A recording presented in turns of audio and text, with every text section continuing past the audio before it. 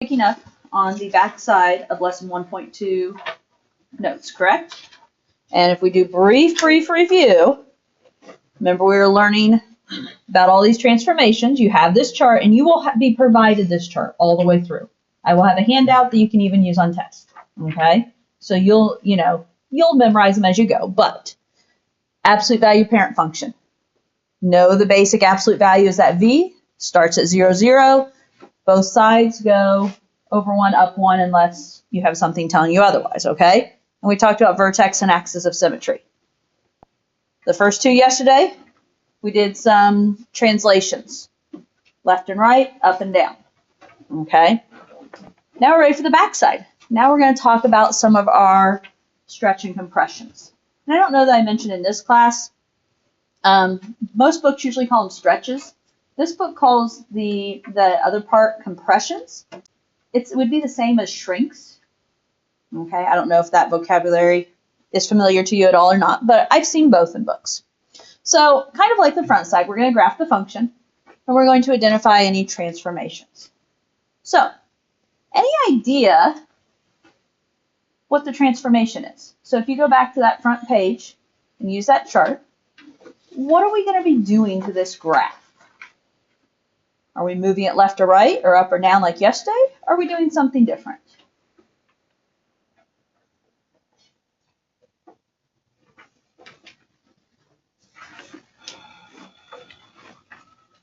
What's it say when you have a number multiplied out front?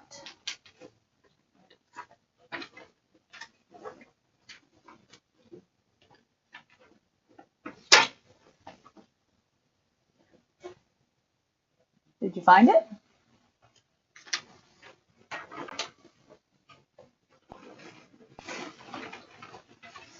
Number multiplied out front, what are my choices? Either going to be it's like that a times f of x. So it's either a vertical stretch or compression, because we have a number multiplied out front of my absolute value.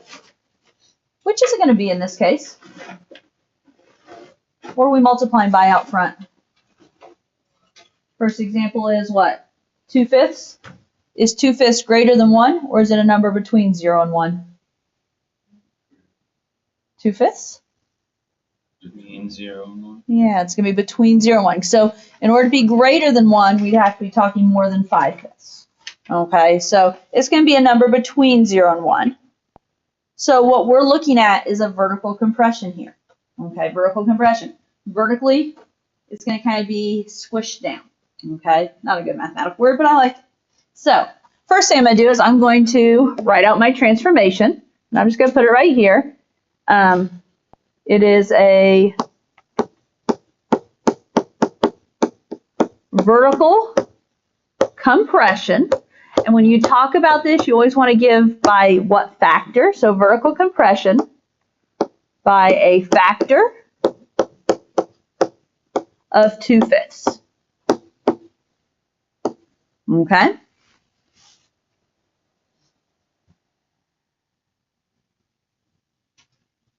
Now, so vertical compression by factor of 2/5. Is this graph moving left or right or up or down?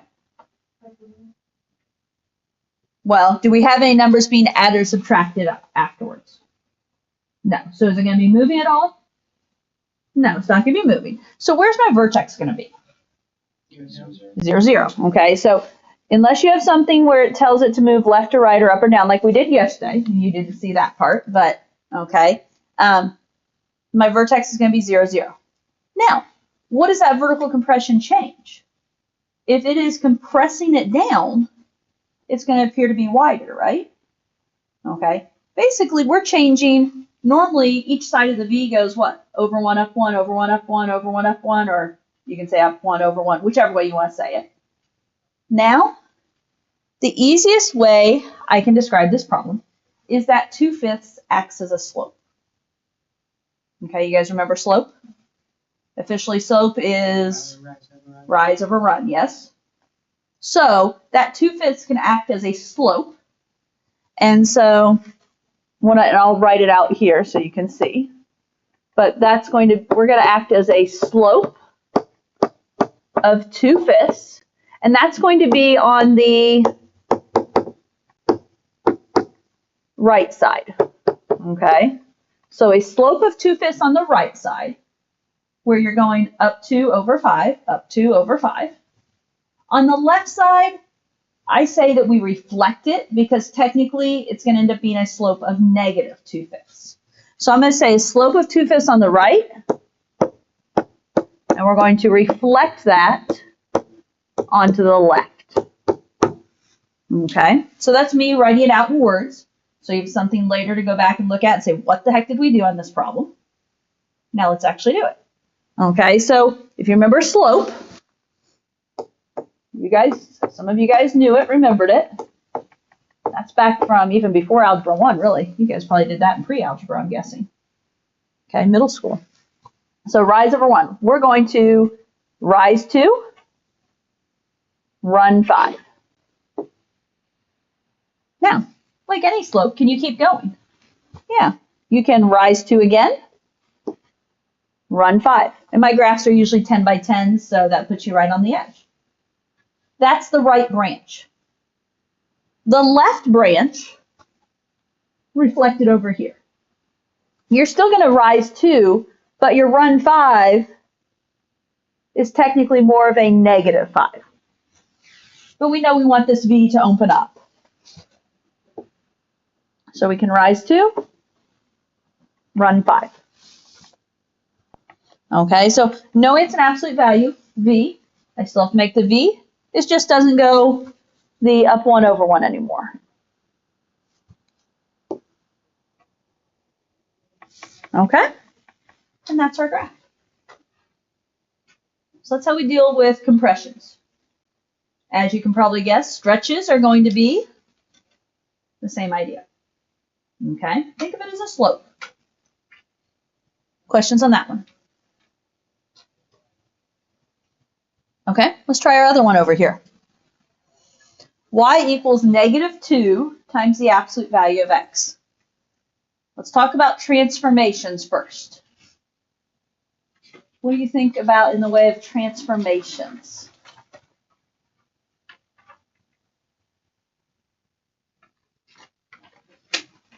If you need a hint, I'll tell you there's actually 2 transformations.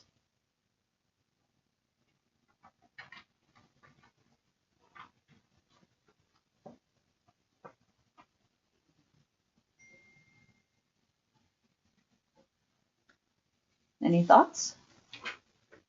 Henry? Is it the horizontal stretch and horizontal compression? No. In order for it to be a horizontal stretch or compression, we'd have to have like x divided by 2 there or something. You'd have to have something directly on the x. So not horizontal. Vertical stretch. Vertical stretch. By a factor of what? If it's a vertical stretch, the number has to be what? Greater than 1. Greater than 1. -2 isn't greater than 1, but +2 is greater than 1. So here's the deal. We have a vertical stretch by a factor of 2. What's a negative do? Vertical compression. No. Look at your chart. Where were the negatives? When a function is multiplied by negative. We have negatives where? For our reflections. Okay. So what's going to happen now? That negative, is it on the x or is it out front? Out front. It's out front. So that's going to be a reflection across the x-axis. X-axis is my horizontal axis, so my V that was right side up is now going to be upside down. Okay? So we've got 2 things going on there. And it's really easy to say, oh, vertical stretch by a factor of -2. Stretch and compressions are only positive values. The negative causes a reflection. So first of all, I'm going to write out 2 transformations. That there is a vertical stretch by a factor of 2. And the negative says we're going to reflect across the, what do we say, x-axis? So we're going to reflect across the x-axis. Those are your two transformations. Now, good news. Can we do this just like the last one? Yeah. Now, we're going to talk slope. What is 2 as a fraction? 2 over 1. We can even think about the negative that way if we want. We can think of this as a slope of -2. So we can use this value right here and think about it as a slope of -2, which is going to be -2 over 1 on the right. And then we're going to what? Reflect that piece on the left. In other words, we're going to make it look V-shaped, right? I'm putting it in words, but I mean, be logical. You need your final result to be, if it's reflected, if this original graph was reflected across the x-axis, your final V needs to be an upside down V, right? So make sure that happens. It's a stretch, so it should be skinnier, taller and skinnier, stretched up instead, or in this case, stretched down. Okay, so where's my vertex? 0, 0. Yeah, 0, 0. We don't have any translations like yesterday telling me to move left or right or up or down. A slope of -2 over 1. So I'm going to rise -2, which says down 2. And I'm going to run 1, which is over 1. Down 2, over 1. Is my V headed upside down now? There's my right side. On the left side, you end up going down 2 and left 1. Okay, just because we're just reflecting it over. I can't say slope of -2 because that ends up being a slope of +2, but it gets what we need.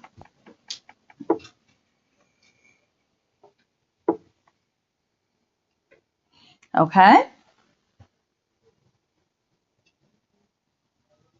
Stretch to compression is not quite as easy as your translations, but they're not horrible. Questions before I move on? Okay. Well, I don't remember if I had this on the next screen, so I'll talk about it right here real quick. General form of an absolute value equation. We've already talked about all these pieces, guys. Okay. Your absolute value equation could have all of these pieces here. A times absolute value of x minus h plus k. You're very well going to see all those pieces. You could see them all in one equation, which is what we're going to see next. Now, keep in mind that a value out front. Didn't we just deal with a values out front? That is your stretch or compress. Okay, so notice it says where absolute value of a is the stretch or compression. Absolute value of a, because if it's negative, the negative is going to be a reflect. Okay, now they use the words the vertex is located at HK.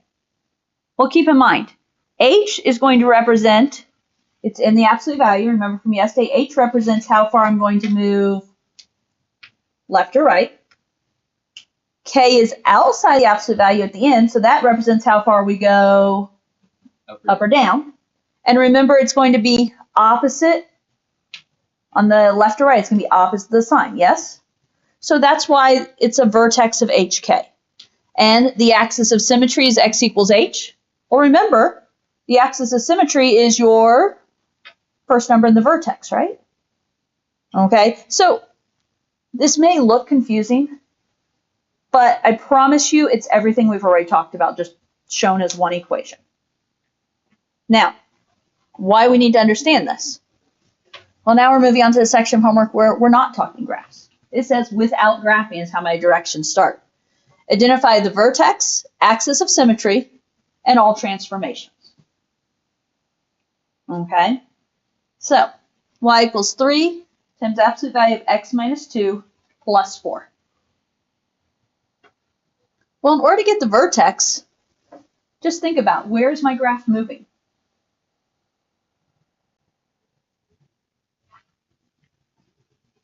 Or let's just go through real quick. What's 3, 2, and 4 all tell me to do? Give me one of those. Plus 4 tells you to move to the right. Disagree. He said 4 plus 4 tells us to move to the right. I disagree. Why do I disagree? Because the +4 means to like move up.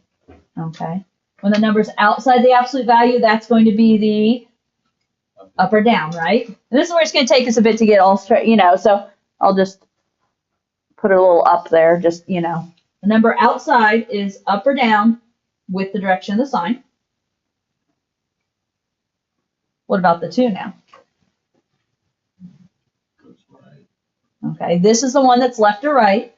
When it's in with the X, it's left or right, and it's going to be opposite the sign. So that's going to tell me, we're going to write our transformations out in a moment, but we're going to go right 2.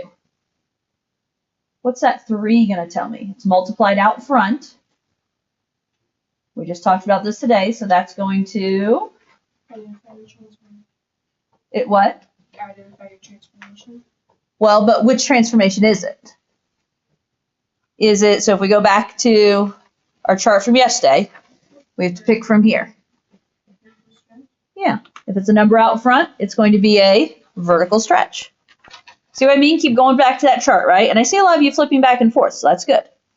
So this is going to be a vertical stretch. Okay, just trying to get the pieces there. Now, with this in mind, vertex. Where's my vertex going to be if my graph is moving right 2, up 4? Vertex is going to be what?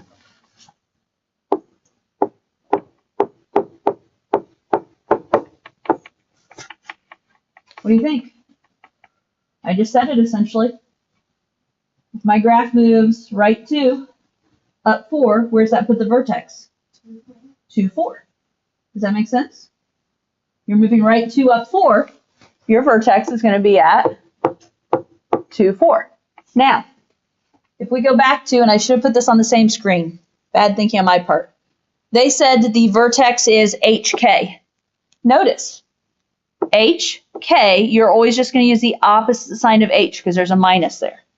So mine is 2, 4. It's the opposite of the 2. Use the sign of the 4. Okay. Hopefully you remember this from yesterday. What's my axis of symmetry? 2. But you're not just going to tell me 2. X equals 2. X equals 2. Remember, you need the whole equation. They said it's X equals H. Well, what's my H? It's the 2, yes? It all comes together.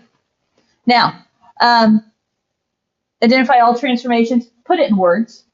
The fact that there is a vertical stretch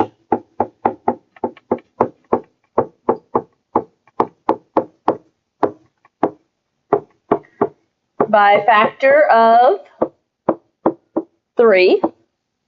And then we said we went right 2, up 4. Remember, I like a verb in there. I'm going to use the word translate, except I can't spell it. Translate, there we go. Right 2 and up 4 units. Okay? Remember, the transformations will be multiple choice and solve it. You're not going to have to type them out or anything crazy like that. You do have to know how to write them out for me when it comes quiz time. And we'll practice that before we get to the quiz. Okay? All the information is there. The more we work with these equations, they should be becoming familiar. Okay, next example. We have a -2, a -1, and a -3. Tell me what one of those numbers are doing.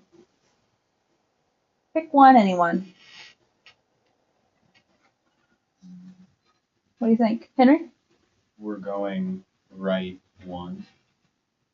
Can we get behind that? It's in the absolute value, opposite the sign. So we are going to be going right 1. What else are we going to be doing? Down 3. You're picking up on it.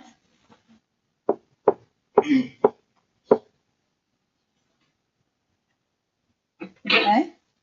Now, be careful with that -2 out front. It means 2 things. What's the negative mean? Got it, Morgan? Reflection. That negative out front's reflection. Because it's out front, it's not on the x. It's like earlier, it's a reflection across the x-axis. So the negative is a reflect. I don't even know, I can't. I'm just trying to put little tips in here. What's the 2? Vertical stretch. Vertical stretch, because it's a number bigger than 1. Ignore the negative, it's a number bigger than 1. So it is a vertical stretch. So you're going to put all that out in words. And I probably should be doing that first, but that's all right. We'll get it here in a moment. Vertex. All you have to know in the vertex is how far left or right are you going and how far up or down are you going. What are we doing? What do you think? Can I just say that? 1, -3. If you're moving right 1, down 3, that's 1, -3. Notice it's opposite sign of the 1 that's in the absolute value, and it's a sign of the -3. Trying to give you ideas of ways to think about this. Not everyone's going to think the same. Now, if we know my vertex is 1, -3, what's my axis of symmetry? Except we don't just say 1. X equals 1. Okay. And I'm going to put this in words. Your reflection and vertical stretch should come first, and then you'll have your translation last. So it doesn't matter which of those 2 come first. Vertical stretch by factor of 2. Reflect across x-axis and translate or move or shift. What do we say? Right 1, down 3 units. Okay?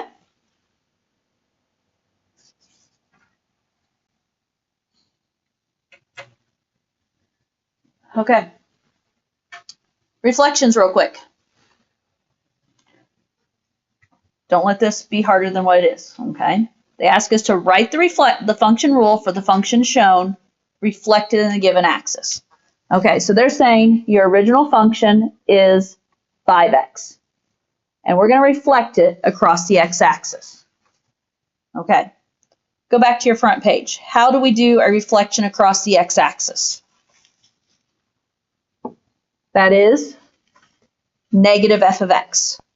Okay, so in order to do a reflection across the x-axis, it's negative f of x. All that's saying you do, excuse me, I inhaled something there, is you're going to take the equation, whatever it is, and you're going to multiply it by a what? A negative. So the negative of f of x is going to become the what? Negative of 5x. Now, officially, what did they say? They said to make that g of x, right? So, I mean, you could think of it as negative. I should probably have thought parentheses first. The negative of 5x, but that is just negative 5x. If there was more terms, we might have to distribute that negative. So you're just multiplying it by negative. On the second one, f of x is given as negative 3x. The difference here, you're reflecting across the y-axis. What's your chart say on the front? It says f of negative x. So what I'm going to do here is I'm going to take my x, I'm going to make just the x negative. So negative 3 and then it's x, so it's going to be times negative x. Does that make sense? Now, what is negative 3 times negative x? What is a negative times a negative? Positive. And so it becomes positive 3x. Don't overthink those reflections, okay? I know they're the trickier ones, but if you can not overthink them, they're not bad. Now, one last piece. Describe the transformations. Pull out all the transformations is what we're trying to do here. The original function is 3x. If it's 3x divided by 5 plus 4. Okay.